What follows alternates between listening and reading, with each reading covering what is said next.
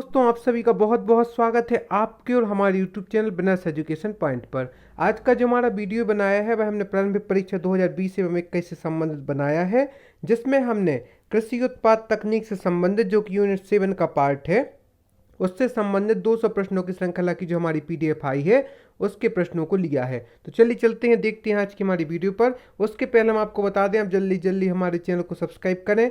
साथ ही साथ आप सभी प्रतियोगी परीक्षाओं के टॉपर हस्तलिखित नोट्स भी हमसे संपर्क कर सकते हैं।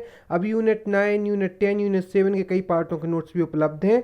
50 FLT हमारी टेस्ट सीरीज भी है। साथ ही साथ आप हमारी मध्य प्रदेश करंट अफेयर्स एवं एक रामबाण PDF से भी परचेस कर सकते हैं। मुख्य परीक्षा में समाजशास्त्र आदि के नोट्स भी आप परचेस कर सकते हैं। तो यह आपके लिए आपदा को अवसर में बदलने का सुअवसर है, जिसमें आप अपने समय का सदुपयोग करके और लॉकडाउन में भी अपनी सफलता को सुनिश्चित कर सकते हैं हमारे वीडियो एवं चैनल के नोट्स परचेस करके। चलिए चलते हैं आज के हमारे वीडियो पर। नवीन सिलेबस के अकॉर्डिंग बनाए गए हैं, जो नंबर दिया गया है उससे आप परचेस कर सकते हैं या तो इंस्टा मौजूद से भी परचेस कर सकते हैं। भारत के किस भाग में तालाब का सिंचाई के साधन के रूप में सर्वाधिक प्रयोग किया जाता है? इसका राइट आंसर है भारत के दक्षिणी भाग में। भारत के दक्षिणी भाग में तालाब का सिंचाई के साधन के रूप में सर्वाधिक मात्रा में प्रयोग किया जाता है। भारत की सबसे लंबी सिंचाई नहर कौन सी है? तो इसका राइट आंसर है इंदिरा गांधी नहर। भारत की सबसे लंबी सिंचाई नहर इंदिरा गांधी नहर है। सारण सिंचाई नहर किस नदी से निकलती है? इसका राइट आंसर है गंडक से। सारण सिंचाई नहर गंडक नदी से निकलती है। त्रिवेणी नहर में किस नदी से पानी आता है?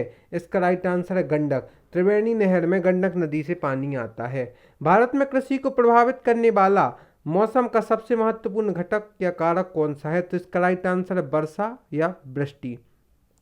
भारत में की जो कृषि है वह वर्षा पर आधारित है।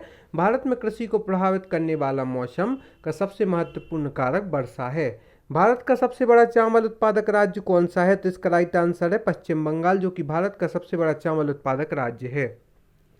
किस क्षेत्र को भारत का चावल का कटोरा कहा जाता है? तो इसका राइट आंसर है कृष्णा गोदावरी डेल्टा को भारत का चावल का कटोरा के नाम से भी जाना जाता है।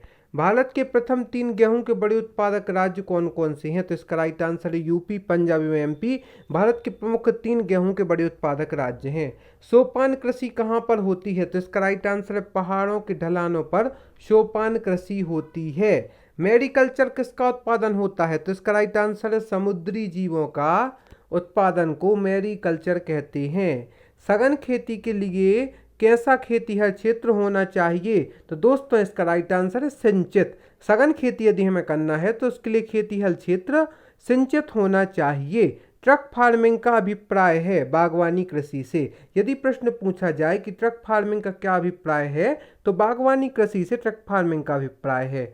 लदांग संबंधित है स्थानांतरण कृषि से। लदांग जो होता है वह स्थानांतरण कृषि से संबंधित है।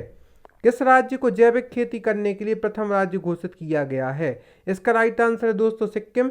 सिक्किम एक ऐसा राज्य है जहां पर जैविक खेती करने के लिए प्रथम राज्य घोषित किया गया है।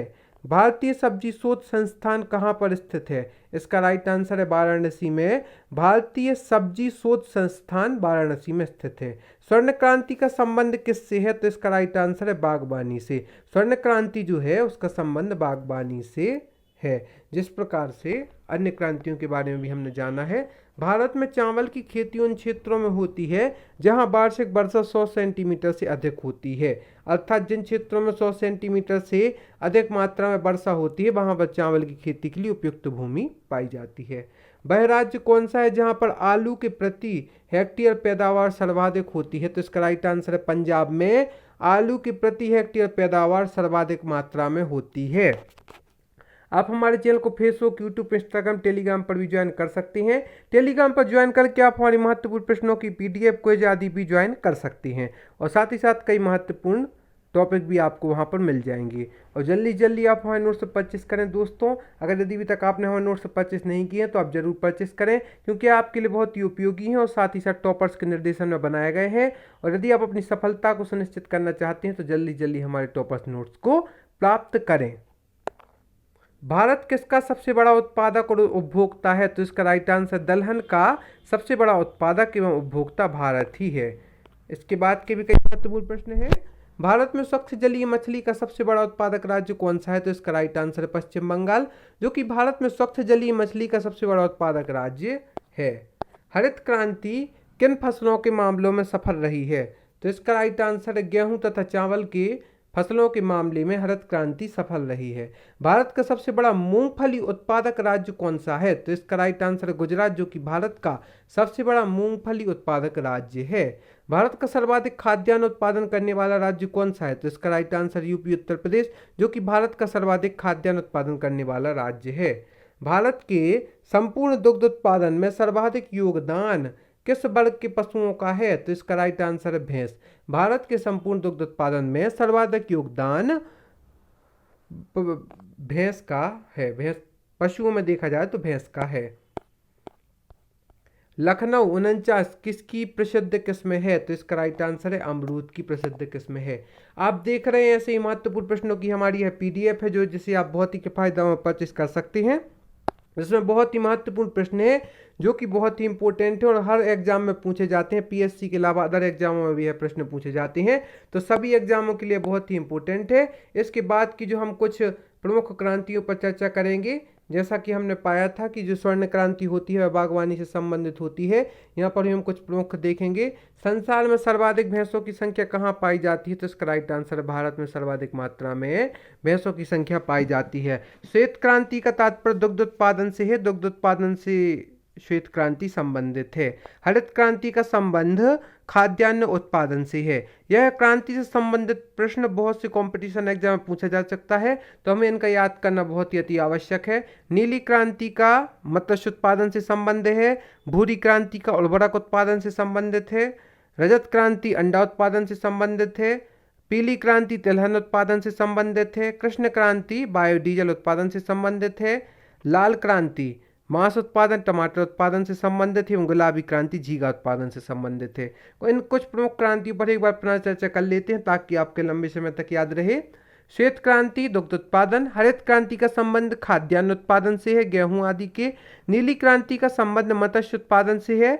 भूरी क्रांति का संबंध उर्वरक उत्पादन से है। रजत क्रांति का संबंध अंडा उत्पादन से है। पीली क्रांति का संबंध तिलहन उत्पादन से है। कृष्ण क्रांति का संबंध बायोडीजल उत्पादन से है। लाल क्रांति का संबंध मांस उत्पादन एवं लाल टमाटर आदि के उत्पादन से है। और गुलाबी क्रांति का जो संबंध है वह झींगा उत्पादन से संबंधित है। इसी के साथ ही साथ हम और भी महत्वपूर्ण प्रश्नों को देखेंगे। चौधरी चरण सिंह राष्ट्रीय कृषि विपणन संस्थान कहाँ पर स्थित है? तो इसका राइट आंसर है जयपुर में चौधरी चरण सिंह राष्ट्रीय कृषि विपणन संस्थान स्थापित है। संसार में सबसे ज्यादा रेशम का उत्पादन कहाँ पर होता है? तो इसका राइट आंसर है चीन में। संसार में सबसे ज्यादा रेशम का उत्पादन चीन में होता है। चाय के उत्पादन में अग्रणी देश कौन सा है? तो इसका राइट आंसर है चीन, जो कि चाय के उत्पादन में भी अग्रणी देश है। चावल के लिए सर्वाधिक उपयुक्त मिट्टी कौन सी है? तो इसका राइट आंसर जलोढ़ मिट्टी, जो कि चावल के लिए उत्पादन में सबसे उपयुक्त मिट्टी है। बरूणा किसकी प्रजाति है? तो इसका राइट आंसर सरसों की प्रजाति है। सपना किसकी प्रजाति है? तो यह मटर की प्रजाति है। ऐसे ही महत्वपूर्ण प्रश्नों की यह पीडीएफ है जिसमें हमने खाद्यान्न एवं तकनीकी उत्पादन कृषि संबंधित बहुत ही महत्वपूर्ण प्रश्नों को रखा है, जिसमें कृषि उत्पाद तकनीक के 200 प्लस प्रश्नों की श्रृंखला है और इसका मूल्य मात्र 40 रुपये है। यूनिट 7 के इसमें महत्वपूर्ण टॉपिक को रखा गया है और साथ ही साथ और भी अन्य सब्जेक्ट की यदि आप हमसे उपयोगी प्रतियोगी परीक्षाओं के नोट्स चाहते हैं तो संपर्क कर सकती हैं। हमारा नंबर दिया गया है और जल्दी जल्दी आप हमारे चैनल को सब्सक्राइब करें ताकि आपको समय समय पर ऐसी उपयोगी वीडियो प्राप्त होती रहें। आप हमसे यूनिट 9 की आर्टिफिशियल इंटेलिजेंसी, रोबोटिक्स आदि के नोट्स भी परचेस कर सकते हैं। यूनिट 7 की मानव शरीर संरचना से संबंधित महत्वपूर्ण प्रश्नों की पीडीएफ भी आप परचेस कर सकते हैं। और हमारे जो यूनिट 9 एवं यूनिट 10 की उसमें आयोग संबंधी पीडीएफ है उसे भी आप प्राप्त कर सकते हैं। एवं मध्य प्रदेश करंट अफेयर्स, समाजशास्त्र, एथिक्स आदि सभी सब्जेक्ट के नोट्स आप परचेस कर सकते हैं। तो जल्दी से जल्दी आप हमारे डिस्क्रिप्शन बॉक्स में जाकर इंस्टामोजो के लिंक से नोट्स परचेस करिए ताकि आप घर बैठे अपने समय का सदुपयोग कर सकें। धन्यवाद।